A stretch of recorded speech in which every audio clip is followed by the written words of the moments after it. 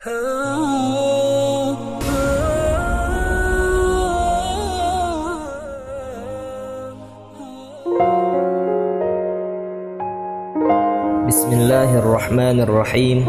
Assalamualaikum warahmatullahi wabarakatuh. Alhamdulillahi rabbil alamin.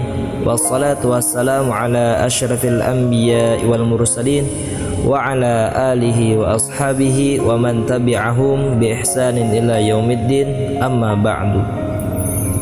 Segala puji hanya bagi Allah Subhanahu wa ta'ala sekalian alam, dan salawat serta salam semoga selalu terlimpah atas Nabi yang mulia, Nabi Muhammad sallallahu alaihi wasallam, serta keluarganya, para sahabat, dan kepada pengikut beliau sampai hari kiamat. Al-Quran adalah sebuah kalamullah, mu'jizat yang diturunkan Allah kepada Nabi kita Nabi Muhammad sallallahu alaihi wasallam sebagai pegangan umat Islam, petunjuk bagi manusia, dan petunjuk tersebut akan bisa kita dapatkan dengan kita memperbanyak membaca Al-Quran, memahami Al-Quran, mempelajari Al-Quran, dan kemudian mengamalkan Al-Quran agar hidup bahagia di dunia maupun di akhirat. Sungguh beruntung punya anak yang pandai membaca Al-Quran, apalagi menjadi penghafal Al-Quran. Tubuh mereka tidak akan busuk bila ia meninggal nanti. Bahkan mereka diberi kesempatan untuk memberikan syafaat kepada 10 orang keluarganya. Mereka akan berkumpul dengan para nabi, dan mereka akan memberikan mahkota emas kepada orang tuanya di padang mahsyar nanti. Di bulan Ramadan, Rasulullah Shallallahu Alaihi Wasallam memberikan contoh kepada kita dan memerintahkan kepada kita semuanya untuk memperbanyak membaca Al-Quran. Oleh karenanya, kita bisa melihat di banyak hadis Nabi Shallallahu Alaihi Wasallam menganjurkan kepada kita semua untuk membaca Al-Quran. Di antara hadis Nabi Shallallahu Alaihi Wasallam yang diriwayatkan oleh Bukhari dan sahabat Utsman bin Affan radhiyallahu anhu, Nabi Shallallahu Alaihi Wasallam bersabda, "Khairukum man ta'allamal Qur'an wa 'allamah." Sebaik-baik kalian adalah orang yang mempelajari Al-Quran dan mengajarkannya.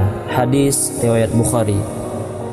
Dalam hadis yang lain diriwayatkan oleh Aisyah radhiyallahu anha dalam Bukhari dan Muslim, Nabi Shallallahu Alaihi Wasallam bersabda, "Al-mahiru bil Quran ma'as sabratil kiramil bararah." Seseorang yang mahir dalam membaca Al-Quran maka bersama dengan malaikat yang sangat mulia dan sangat baik. Dalam hadis yang lain diriwayatkan oleh Aisyah radhiyallahu anha dalam Bukhari dan Muslim, Nabi sallallahu alaihi wasallam bersabda, "Walladzi yaqra'ul Qur'an wa yatata'ta'u fihi wa huwa 'alaihi syakkun lahu ajran." Sedangkan orang yang membaca Al-Quran tetapi terbata-bata, kesulitan, dan merasakan berat dalam membacanya, maka mendapatkan 2 pahala. Hadis riwayat Bukhari dan Muslim. Saudara-saudara yang dimuliakan Allah Subhanahu wa ta'ala, 2 pahala yang didapatkan orang yang membaca Al-Quran dibarengi dengan kesulitan, susah payah di dalam membacanya, itu adalah pahala karena dia mau membaca Al-Quran. Dan yang kedua adalah pahala orang yang merasakan sulitnya membaca Al-Quran.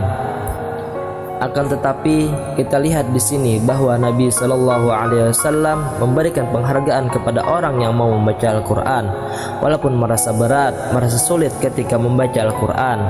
Dalam hadis yang lain, Nabi Shallallahu Alaihi Wasallam bersabda, "Iqra'ul Quran fa innahu ya'ti yaumal qiyamah syafi'an li ashabihi."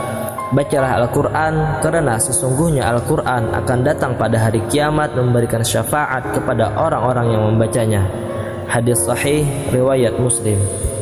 Saudara-saudara yang dimuliakan Allah Subhanahu wa ta'ala, hadis ini menjelaskan kepada kita bahwa Al-Quran adalah mu'jizat yang besar, dan pada hari kiamat akan memberikan syafaat, akan mendoakan kepada orang-orang yang mencintainya, orang-orang yang membacanya, mempelajarinya, mengamalkannya, dan akan dimintakan ampunan kepada Allah Subhanahu wa ta'ala, dan akan didoakan untuk naik derajatnya di sisi Allah Subhanahu wa ta'ala. Maka sungguh ini adalah kemuliaan yang besar atas orang-orang yang mau membaca Al-Quran. Kemudian hadis yang lain, Nabi Shallallahu Alaihi Wasallam menyebutkan keutamaan orang-orang yang mempelajari Al-Quran di salah satu rumah-rumah Allah Subhanahu Wa Taala.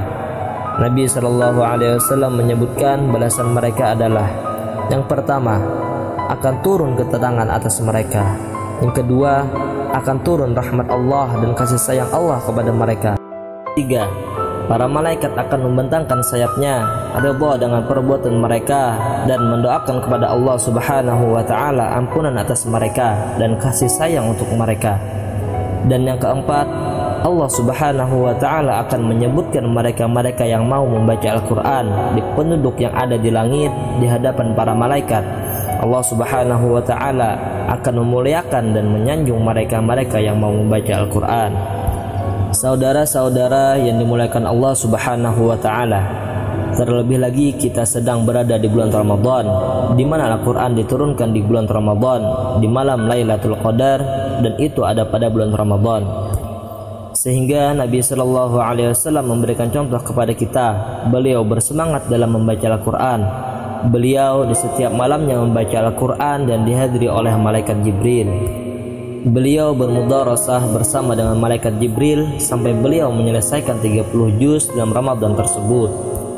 Dan demikian setiap kali Ramadan Nabi Shallallahu Alaihi Wasallam selalu membaca Al-Quran di hadapan malaikat Jibril alaihi salam.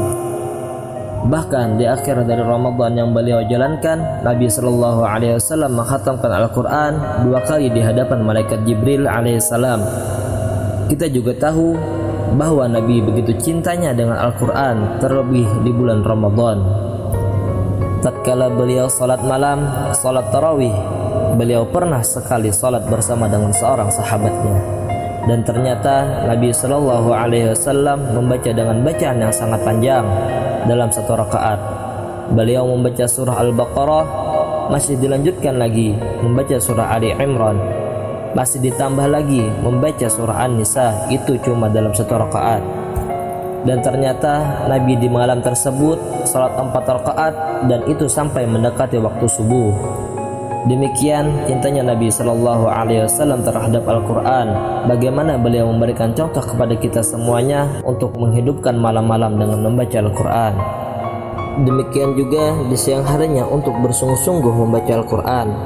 Kita lihat contoh dari para pendahulu kita, para salafus saleh, para ulama pendahulu kita. Diantaranya adalah Al-Imam Malik bin Anas radhiyallahu anhu ta'ala. Beliau juga ketika masuk di bulan Ramadan, beliau selalu menyembuhkan diri dengan banyak membaca Al-Quran. Dan beliau meninggalkan untuk membaca hadis, untuk membuat satu majelis ilmu, dan itu beliau tinggalkan dalam rangka untuk membaca Al-Quran dan memberikan perhatian yang besar terhadap Al-Quran. Demikian pula salaf yang lain, diantaranya adalah Qatadah bin Di'amah As-Sadusi rahimahullahu ta'ala.